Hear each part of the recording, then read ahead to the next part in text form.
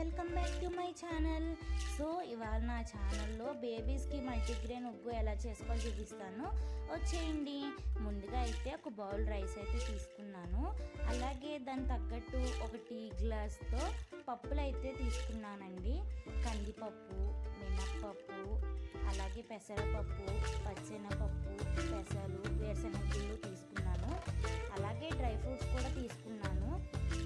జీడిపప్పు, పిస్తా పప్పు, బాదం పప్పు, అలాగే డేట్స్, ఇవన్నీ 10 చొప్పున డ్రై ఫ్రూట్స్ అయితే తీసుకున్నానండి. ముందుగా అయితే ఒక గిన్నె తీసుకుని నేను ఒక బౌల్ రైస్ తీసుకున్నాను కదా, ఆ బౌల్ రైస్ అందులో వేసి చక్కగా ఒక 2-3 టైమ్స్ అయితే మనం వాష్ చేసుకోవాలండి. బేబీస్కి పెట్టేటప్పుడు చాలా నీట్గా హైజీన్గా చేసుకోవాలి. సో ఇక్కడ నేను 2 టైమ్స్ అయితే వాష్ చేసుకుంటున్నానండి.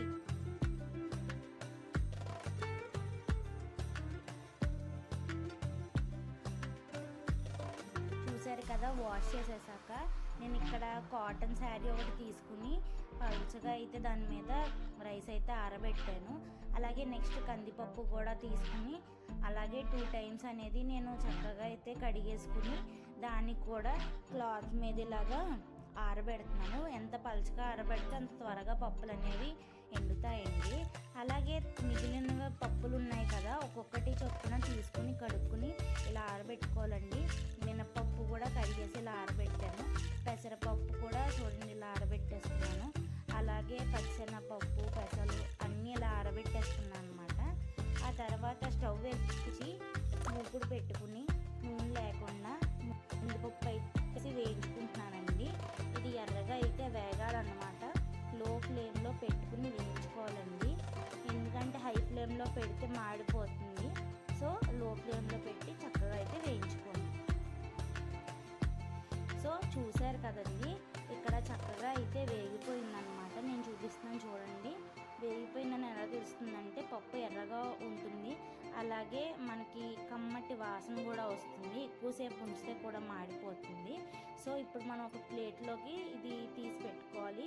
అలాగే నెక్స్ట్ మినపప్పు కూడా వేసి డ్రై రోస్ట్ అయితే చేసుకోవాలండి.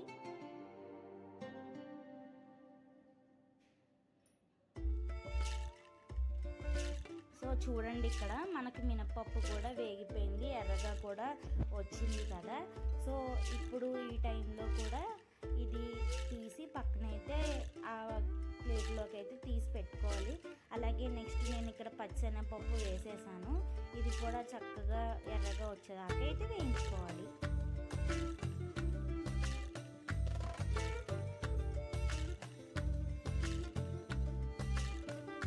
సో చూసారండి, పచ్చెనపప్పు వేగిపోయింది.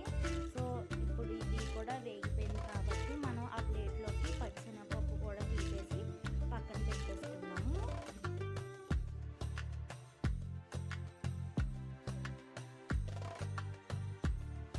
సో పచ్చెనపప్పు కూడా తీసి పక్కన పెట్టేసుకున్నాను. సో నెక్స్ట్ పెసరపప్పు వేసేసుకున్నానండి. ఇది కూడా వేయించేసుకున్నాను. పెసరపప్పు చాలా ఫాస్ట్గా అయితే వేగిపోతుందండి. సో కమ్మటి వాసన వస్తుంది, త్వరగా అయితే వేగిపోతుంది. సో ఇక్కడ మీరు చూసారు కదా, పెసరపప్పు కూడా వేగిపోయింది. దీన్ని కూడా మనం ఆ ప్లేట్లోకి తీసేసుకుందామండి.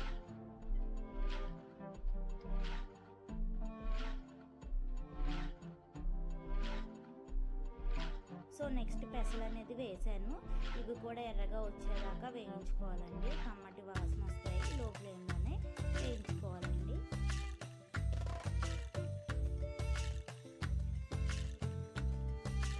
సో ఇక్కడ చూసారు కదా, పెసలు అనేవి ఎర్రగా అయితే వచ్చాయి.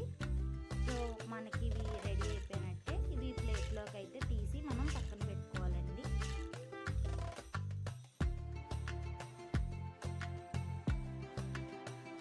నెక్స్ట్ రైస్ ఉన్నాయి కదండి, రైస్ కూడా మూగిట్లో వేసి ఎర్రగా వచ్చేదాకా అయితే వేయించుకోవాలండి.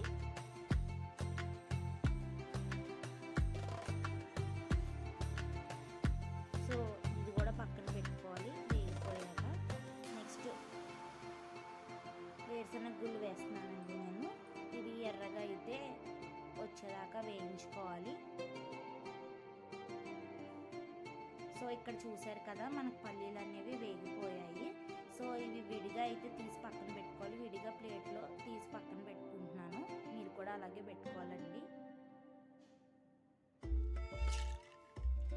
నెక్స్ట్ నేను బాదము, పిస్తా, జీడిపప్పు, పిస్తా కలిపి వేయిస్తున్నానండి. 2 కలిపి వేయించేసుకోవచ్చు. బాదం పప్పు కూడా యాడ్ చేసేసాను. 3 కలిపి అయితే వేయించేసుకోవచ్చు అండి. చూసారు కదా చక్కగా అయితే వేగాయి. బాదం మీకు వేగిందని ఎలా తెలుస్తుందంటే లైట్గా క్రాక్ కింద వస్తుంది అన్నమాట, వేగినట్టు వస్తుంది. సో వేగిన తర్వాత పక్కన పెట్టేసుకోండి. అలాగే నేను ఒక చెంచా జీలకర్ర, వాము అనేది ఇక్కడ వేస్తున్నానండి. ఇది వెంటనే చాలా స్పీడ్గా వేగిపోతుంది.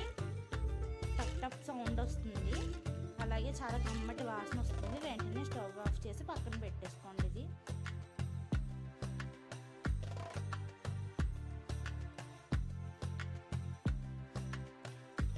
సో ఇప్పుడు మనం ఒక మిక్సీ జార్ అనేది తీసుకుని ముందుగా మనం డేట్స్, అలాగే పొట్టు తీసి విడిగా పెట్టుకున్న పల్లీలు అవి వేసి అయితే మిక్సీ పట్టుకోవాలండి. తర్వాత అది మిక్సీ పట్టుకున్నాక ఇవి వేయించి పక్కన పెట్టుకున్న మిశ్రమాన్ని మనం ఇది అంతా మెత్తగా మిక్సీ పట్టుకోవాలి. మరీ గట్టిగా కాదు, మరీ మెత్తగా కాదు, సమానంగా ఉండాలి. ఇక్కడ నేను చూపిస్తున్నాను కదా, ఇలాగ మనం ఒక డబ్బాలో స్టోర్ చేసుకుంటే 1 మంత్ నిలవ ఉంటుంది. అంతే.